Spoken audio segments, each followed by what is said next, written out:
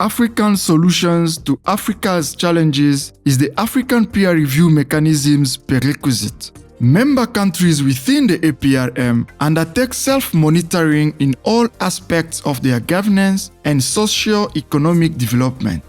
The outcome is the undertaking of a country review process. This includes conducting research and capturing the views of the executive, the legislature, the judiciary, the private sector, civil society, and the media. While labor and research intensive, one of the APRM's greatest successes has been the accelerated implementation of country reviews. Having started with 12 country accessions in 2003, the APRM has grown to include 41 member countries. As of 2020, 21 countries have undergone country reviews, with some more than once.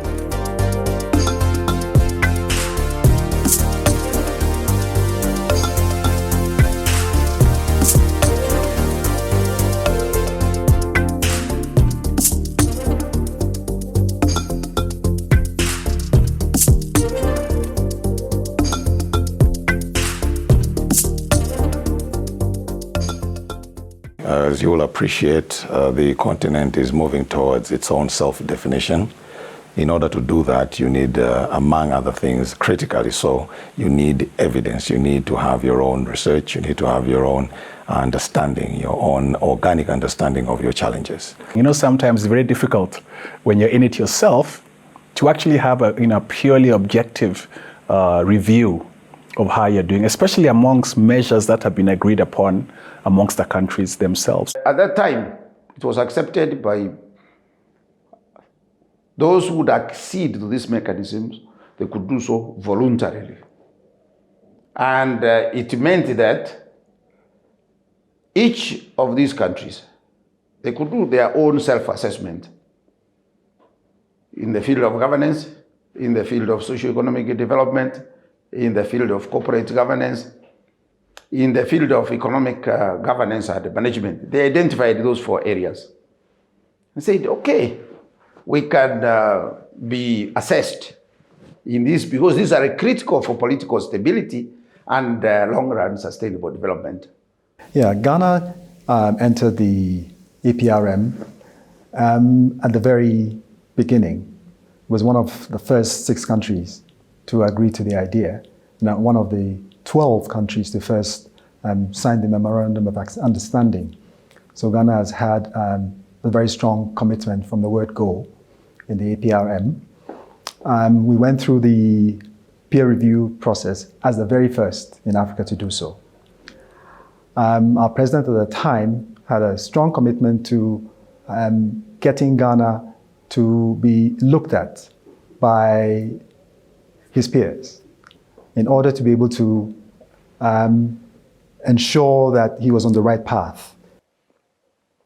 First of all, one of the best changes we noticed is that, if I remember well, initially, APRM was started with about 15 countries, grew to 25.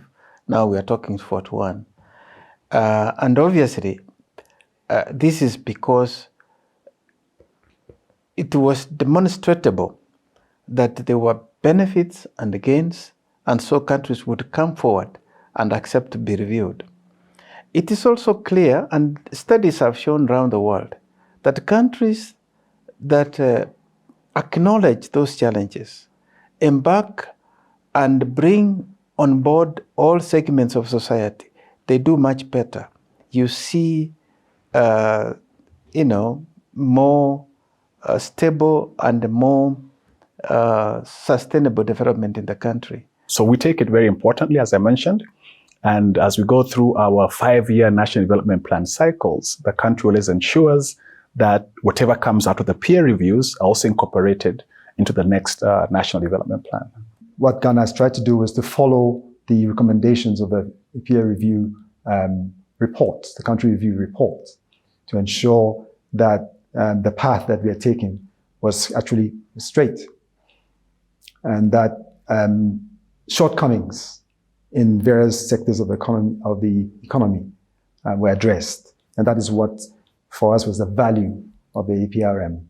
APRM achieving buy-in from the different countries, having, of course, widened the number of countries acceding to APRM increasingly time and again.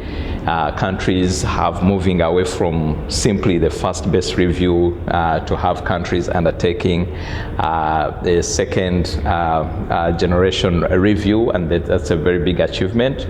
Having attracting the support of various stakeholders and of course different countries. A recent innovation, targeted reviews enable member states to also undergo reviews which focus on certain critical issues in countries. First and foremost, I'd like to say that Zambia is very happy to be the second country to undergo a targeted review mechanism after Djibouti. We selected the mining sector and the tourism sector for two reasons. First, the mining sector is the main contributor to our GDP.